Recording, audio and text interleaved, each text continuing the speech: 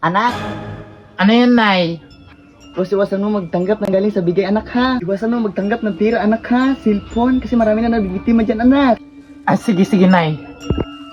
Sino kaya kumakatok na yun, ha?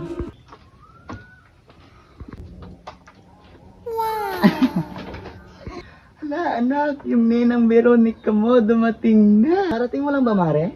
Oo, Mare, kanina lang. Actually, hindi na rin kasi ako nakakapunta dito. Mga 10 years na rin. Halika nga dito, anak. Magmano ka sa ninang Veronica mo. Parang lumakas yung anak mo, Mare, ah. Pero, ba't yung amoy lumakas din?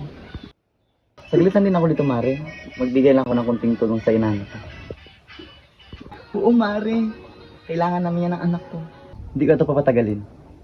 O ito. 10K. Ay, wag na po. Wag na. O ito, gagawin ko ng 30K. Bingi ka ba? Sinabi na wag na eh. Lumaking bastos din pala to anak mo, Mare, ha?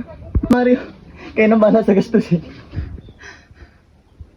Hindi ka ba nakakaintindi? Sabi na wag na eh. Oh no!